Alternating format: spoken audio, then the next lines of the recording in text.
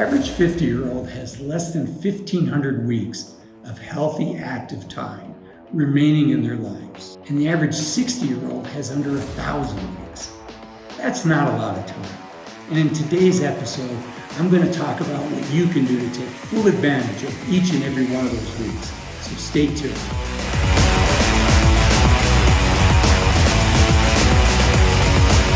Hi, I'm Azul. I help executives, entrepreneurs, and everyday next-door millionaires like yourselves live your best life in retirement. If you or someone you love is in their 50s or 60s, you only have 1,000 to 1,500 weeks of healthy, active time remaining in your life. That's a wake-up call for most of us. I know it is for me. So how do we make the most of this time? First, it's critically important to know where you are financially.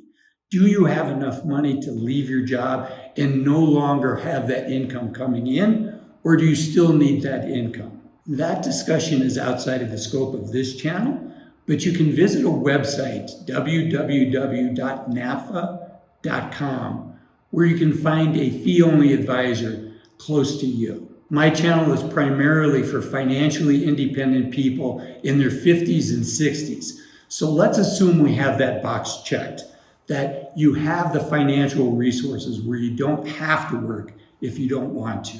Okay, so number one is I want you to think about how you're spending your time with a sense of urgency, right? It's one of the reasons I shared that 1,000 to 1,500 weeks, just to wake us up and have us think about that's really not a lot of time. So I need to have a sense of urgency. I need to invest the time into exploring this topic. And frankly, I need to make decisions. I need to get moving. So that's number one. The second one is to get rid of what I call someday thinking, right? We all live our lives and say, someday I want to do this and someday I'm going to do that. Well, unfortunately, one day we're all going to be out of some days.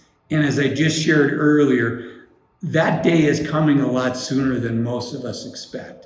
So let's get rid of the someday and really think about the things that we want to do, that we think would bring joy to our lives, and let's figure out a way to make them happen or analyze it and make a deliberate decision if we're not going to do that activity, if we're not going to participate in that. But let's not fool ourselves. Let's not keep saying, well, someday I'm going to do that. Let's be deliberate and let's make a conscious decision. Is this something I'm going to do? And if so, when am I going to weave that into my life? The third activity is really important, and that's to commit to doing some self-reflective work.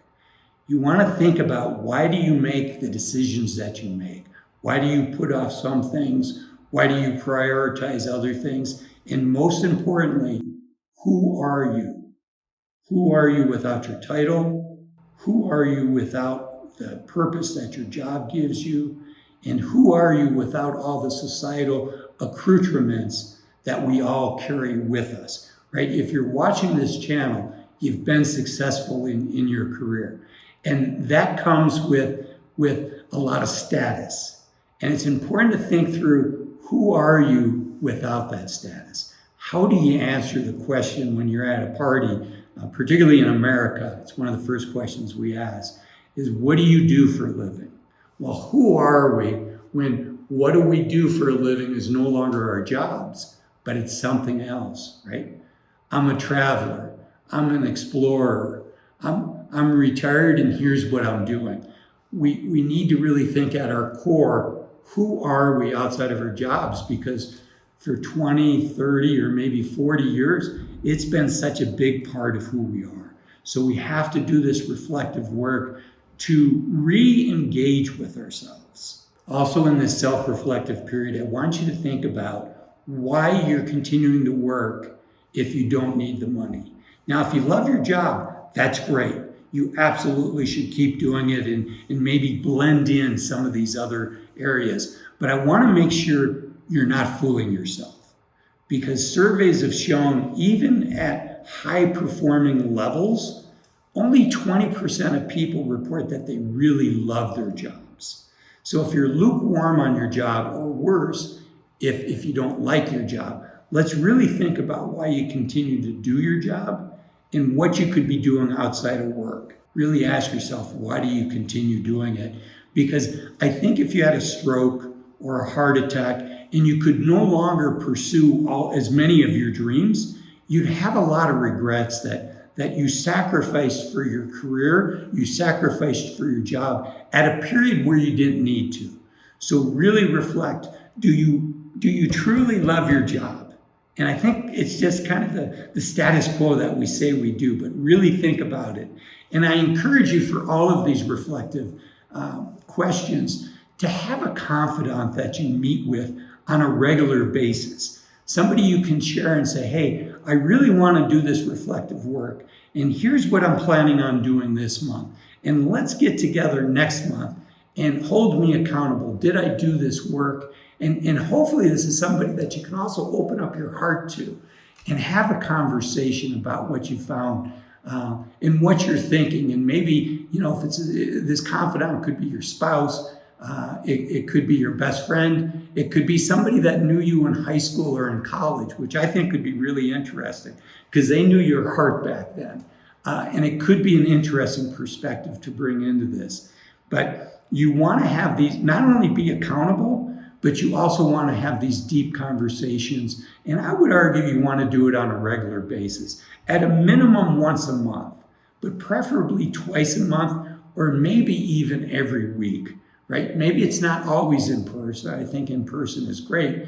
But if this person is out of town or it's inconvenient to meet face to face, even just getting together for a Zoom call is really important. But really make the decision that you're going to invest in these self-reflective exercises and start doing them and start talking about them and start being intentional about how you want to spend your future, how you want to spend the remaining 1,000 to 1,500 weeks that you have remaining. Those are the main points, but the key is to start and to have a sense of urgency and to invest in these exercises. Spending 100 hours of your time now could inform how you spend 5 years or 10 years of your life. It's huge leverage in the quality and the impact on your life. So I think it's hard to overinvest in this type of reflective work. And the goal is to make better decisions about how you spend your time, right? It'd be too easy to stay on autopilot. And I think autopilot is the enemy of good decision making. It'd be too easy to stay on autopilot if you don't do this reflective work. Don't let that happen to you. You don't want to be 70 and look back and say, why didn't I do this when I was 50 or 60? I had my health, I had the financial resources, and now I can't do it, right? You want to have that conversation with yourself now. In fact, a good exercise for you to do would be to write a letter to yourself as if you're 80 years old and you've lost your ability to easily do many of the things that you can do now. And write this letter to your 80-year-old self explaining, here's how I decided to invest this 20-year period or this 10-year period. And here's why. Here's my reasoning why. And related to that idea, maybe think about writing a separate letter almost to the high school version of yourself and say, hey, when we were in high school, I know this is, or college, I know these were our dreams for our lives. And this is why I chose a different path. And I think both of those letters, both to your younger self and to your older self, will give you a lot of information as to whether you're being truthful with yourself or not. Finally, if you found today's discussion to be helpful, I encourage you to start your reflective journey by watching this video on fear setting, which helps you identify the biggest fears that might be holding you back from pursuing your biggest and boldest dreams. Until next time, I'm Azul Wells, encouraging you to take full advantage of the youth of your senior years. Remember, you're only young once. Use this time wisely.